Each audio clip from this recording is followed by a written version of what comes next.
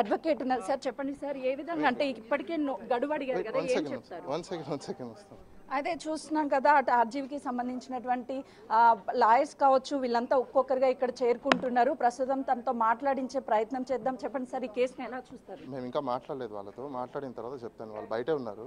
అసలు ఆర్జీవి గారు ఎక్కడ ఉన్నారండి? చూస్తున్నాం కదా వాళ్ళకి సంబంధించినటువంటి అడ్వకేట్స్ వీళ్ళంతా పోలీసులతో మాట్లాడడానికి ప్రస్తుతం వస్తున్నారు. అసలు పోలీసులతో ఏం మాట్లాడతారు ఏంటి అనేది చూద్దాం. అసలు పోలీసులు ఎందుకు వచ్చారు ఏంటి అనేదాన్ని వివరాలను అడిగి తెలుసుకుంటున్నారు. సీసీకి అండ్ ఎస్హెచ్ఓకి వెయిట్ అండి, ఒక నిమిషం మాట్లాడుతున్నాను. ఒక సెకండ్ ఆగండి. మా కాదు వాళ్ళకి పెట్టి కెమెరాలు వాళ్ళకి పెట్టండి. మేము ఆల్రెడీ నోటీస్ ఇచ్చిన దానికి రిప్లై ఇచ్చాము. దానికి ఇంతవరకు రెస్పాన్స్ లేదు. దానికి రెస్పాన్స్ కావాలంటే ఇండియాలో డిజిటల్ పోలీసింగ్ అనేది వచ్చింది.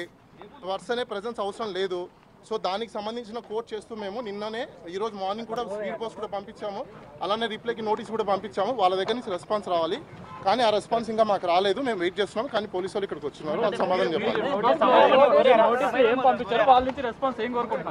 మాకు టైం కావాలి. అలానే ఫిజికల్గా ప్రెజెన్స్ అవసరం లేదు. ఇప్పుడు డిజిటల్ ఇండియా వచ్చింది కాబట్టి, డిజిటల్ పోలీసింగ్ కూడా వచ్చింది కాబట్టి ప్రెజెన్స్ అక్కర్లేదు. వర్చువల్ మోడ్లో మాకు ఇవ్వండి, మేము వర్చువల్లో మీకు ఇన్వెస్టిగేషన్కి కోఆపరేట్ చేస్తామని చెప్పాము. తర్వాత మళ్ళీ ఎక్స్టెన్షన్ టైం కూడా అడిగే అవకాశాలు ప్రతి ఒక్కరికి ఉంటాయి కాబట్టి మేము ఎక్స్టెన్షన్ టైం కూడా అడిగాము. ఇది ప్రీ షెడ్యూల్ ఆయనకున్న ప్రాజెక్టుల రీత్యా మేము ఆయన షెడ్యూల్స్ చూసుకొని మేము టైమింగ్స్ అడగడం అనేది జరిగింది. నిన్న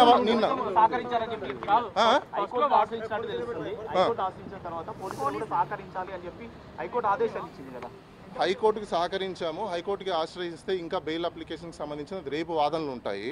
క్వాష్ పిటిషన్ కూడా మేము ఫైల్ చేసాము. అది కూడా హీరింగ్కి వస్తుంది.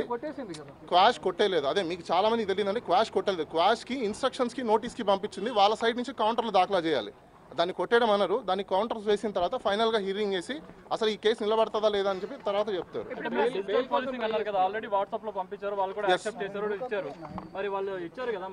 రెస్పాన్స్ ఎందుకు వచ్చారో మాకు తెలియదు, అది మీరే అడగాలి. ఇంకా అది ఫస్ట్ టైం ఇచ్చిన నోటీస్కి మేము అడిగిన టైంకి తర్వాత సబ్సిక్వెంట్గా మళ్ళీ నోటీస్ పంపించారు. దానికి కూడా మేము ఆన్సర్ ఇచ్చాము. స్పీడ్ పోస్టులు కూడా పంపించున్నాము. అలానే వాళ్ళకి వాట్సాప్లో కూడా షేర్ చేసాము. ఎస్పీకి పంపించాము, డిఎస్పీకి పంపించాము, అలానే ఎస్పీకి సంబంధించిన సీసీ వాళ్ళకి పంపించాము, ఎస్హెచ్ఓకి పంపించాము. అదేవిధంగా ఎవరైతే సర్కిల్ ఇన్స్పెక్టర్ ఉన్నారో ఆయన కూడా పంపించున్నాము.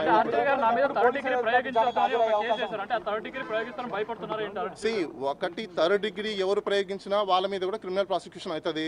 అందులో చూసి ఆర్జీవి గారు భయపడేంత సినిమా లేదు. ఎవరు కూడా ఈ రోజు పోలీసు వాళ్ళు వీఐపీ స్టేటస్లో ఉన్న వ్యక్తిని తీసుకెళ్లి థర్డ్ డిగ్రీ ప్రయోగిస్తే ఎవరు కూడా చూస్తూ ఊరుకోరు. మేము కూడా కన్సర్న్ కాంపిటెంట్ అథారిటీకి మేము కూడా అప్రోచ్ అవుతాము. గత ప్రభుత్వంలో ప్రయోగించారు కదా, ఒక ఎంపీ మీద ప్రయోగించారు కదా. గత ప్రభుత్వంలో ప్రయోగించారనేది ఎవరికి తెలియదు. సో అది సుప్రీంకోర్టులో పెండింగ్ ఉంది. 19th తర్వాత మళ్ళీ కూడా సబ్సిక్వెంట్గా నోటీస్ పంపించారు. 25వ తేదీ ఈ రోజు అటెండ్ అవ్వమని చెప్పారు. దానికి సంబంధించి మేము నిన్న లెటర్ రాసాము. ఈరోజు మార్నింగ్ వాళ్ళకి వాట్సాప్లో పంపించాము, పోస్ట్లో కూడా పంపించాము. వాళ్ళకి డెలివరీ అవ్వడానికి టైం పడుతుంది. అది వాళ్ళు ఇంకా మేము మాట్లాడలేదండి. కాదండి, ఒకటే కేసులో ఫస్ట్ మేము అడిగిన మేము ఏదైతే టైం అడిగిన తర్వాత మళ్ళీ వాళ్ళు వేరే టైంలో సేమ్ నోటీస్ ఇస్తారు. అడిగిన తర్వాత మళ్ళీ మేము కూడా రిప్లై ఇచ్చాము. సో దానికి డీటెయిల్గా రిప్లై ఏమని ఇచ్చామంటే, ఇప్పుడు డిజిటల్ పోలీసింగ్ వచ్చిన తర్వాత ఇండియాలో మొత్తం అంతా డిజిటల్ పోలీసింగ్ వచ్చింది. బిఎన్ఎస్ఎస్ కొత్త చట్టాలు కూడా వచ్చాయి. దాంట్లో కూడా క్లియర్ కట్ రాస్తున్నారు. కాబట్టి ఫిజికల్ ప్రెజెన్స్ అవసరం లేనప్పుడు ఇలాంటి చిన్న కేసులకి మీరు వర్చువల్ మోడ్లో కూడా హైబ్రిడ్ సిస్టంలో కూడా తీసుకోండి, హైబ్రిడ్ మోడల్లో కూడా తీసుకోండి అని చెప్పి మీరు రిక్వెస్ట్ చేయడం జరిగింది. అది లేరండి, నేను కూడా ఇప్పుడే వచ్చాను, నాకు కూడా తెలియదు. ఆయన మేబీ బిజీ షెడ్యూల్స్లో ఉన్నారు లేదు నాకు కూడా తెలియదు. I have to go and check అండి. ఇంకా తెలియదండి, టైం లేదు. ఇంకా మాకేం ఆన్సర్ రాలేదు. ఒకటి ఆర్జీవి గారు ఇక్కడ భయపడే అవకాశాలు లేవు. ఆయన ఏం తప్పులు చేయలేదు. ఇదేమి దేశద్రోహం కేసుమో కాదు, లేకపోతే ఇంటర్నేషనల్ మాఫియానో కాదు. ఇది ఒక డిజిటల్కి సంబంధించిన ఒక పోస్ట్ చేశారని చెప్పేసి ఒకరు కంప్లైంట్ చేశారు. అసలు నిజంగా అది కంప్లైంటా కాదా లేదా అని వెరిఫై చేయడానికి మాకు కొంచెం సమయం కావాలి. వాళ్ళు కంప్లైంట్ ఇచ్చారు, వాళ్ళు ఎఫ్ఐఆర్ కట్టారు, అది ప్రాసెస్. ఆ ప్రాసెస్ అయిపోయిన తర్వాత నెక్స్ట్ ఏం తీసుకోవాలా ఏం లేదని చూసి మేము కూడా దాని మీద యాక్షన్ తీసుకుంటాం. ఒకటి ఇప్పుడు సుప్రీంకోర్టు ఇచ్చిన గైడ్లైన్స్ ప్రకారం ఏ వ్యక్తి అయినా పోలీస్ స్టేషన్కి వెళ్తే అది కంప్లైంట్ ఇచ్చారంటే ఎఫ్ఐఆర్ కట్టడం అనేది వాళ్ళ రెస్పాన్సిబిలిటీ కాబట్టి పోలీసు వాళ్ళు కట్టారు. తర్వాత వాళ్ళు మాకు నోటీస్ ఇచ్చారు, నోటీసుల ప్రకారం మేము కూడా ఫాలో అవుతాం. రూల్ ఆఫ్ లా ఏదైతే ఉందో దాన్ని కంటిన్యూ చేస్తాము. Anything else? Okay, right.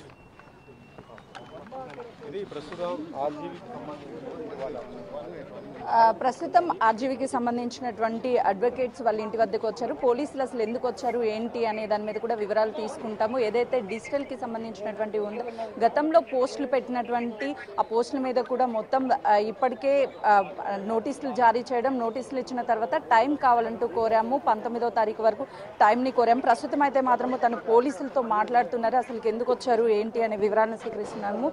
చూస్తున్నాం కదా విజువల్స్లో వాళ్ళకి సంబంధించినటువంటి అడ్వకేట్ ఎవరైతే ఉన్నారో డీటెయిల్స్ని అడుగుతున్నారు. మేము ఆల్రెడీ ఈ కేసుకి సంబంధించినటువంటి నోటీస్ పీరియడ్ని అడిగాము, టైం కావాలని కోరాము అని చెప్పి చెప్తున్నారు. కానీ పోలీసులు ఎందుకు వచ్చారు ఏంటి అనే దాని మీద వాళ్ళకు కూడా చెప్పడం లేదంటున్నారు. మరోవైపు ఆర్జీవీ ఉన్నారా లేదా అనే దాని మీద కూడా పోలీసులు వివరాలు సేకరిస్తున్నటువంటి పరిస్థితి ఉంది.